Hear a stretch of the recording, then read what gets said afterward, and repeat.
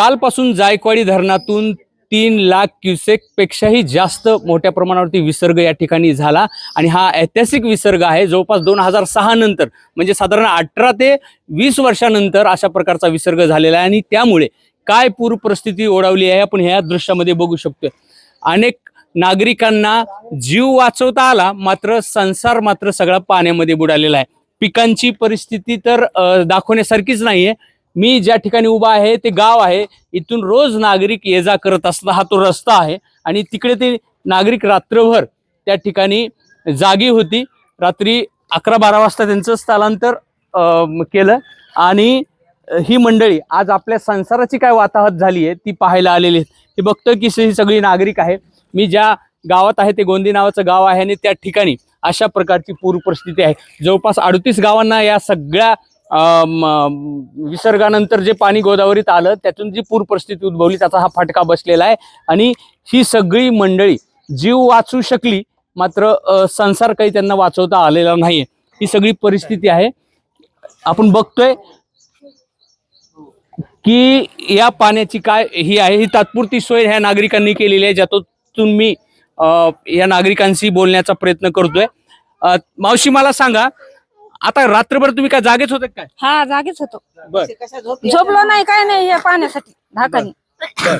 मग आता मला सांगा की जेवणाची वगैरे व्यवस्था काय झाली? मग जेवणाची व्यवस्था केली तिकडे, पण रात्रभर काही नव्हतं खायला आम्हाला। तुम्हाला माहिती केव्हा मिळाली आणि तुम्ही गेलात कसं कुठे इथून? आम्ही गेलो कसं इथं हे पसारा भिजला आमचा, समजा बसणं गेले, धान्य भिजलं आमचं, ज्वारी बाजरी। बर बर मग सगळे गावात अनेक ठिकाणी झाले का असे?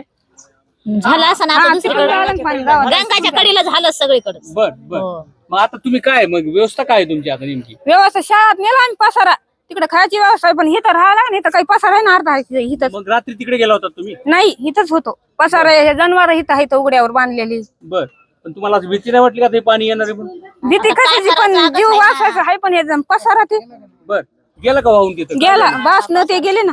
बर बर आता खरं तर ही मी अशाच ठिकाणी आहे की जिथून सगळं दृश्य मी घरातलं नाही दाखवू शकत, पण एक अंदाज तुम्हाला येईल की हे बघा, हे इतकं पाणी आहे आणि हे सगळं घरामध्ये पाणीच पाणी आहे।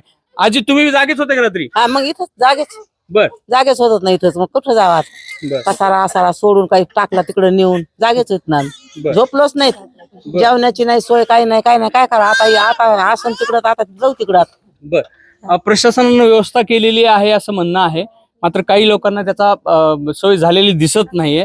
ही अवस्था आहे घरातली आणि या ठिकाणी अशा प्रकारचं पाणी साचलेलं या ठिकाणी पाहायला मिळतंय। सगळं अन्नधान्य या ठिकाणी वाया गेलेलं आहे आणि दैनंदिन वापराच्या ज्या वस्तू असतात त्या देखील सगळ्या नासधूस झालेल्या आहेत, काही वाहून देखील गेलेले आहेत। ही अवस्था आहे। या विसर्ग वाढण्याची शक्यता आहे, त्यामुळे धोका देखील कायम आहे आणि लोक देखील धास्तावलेलं पाहायला मिळत आहे। रवी मुंडे, एबीपी माझा, गोंदी, अंबड। एबीपी माझा, उघडा डोळे बघा नीट।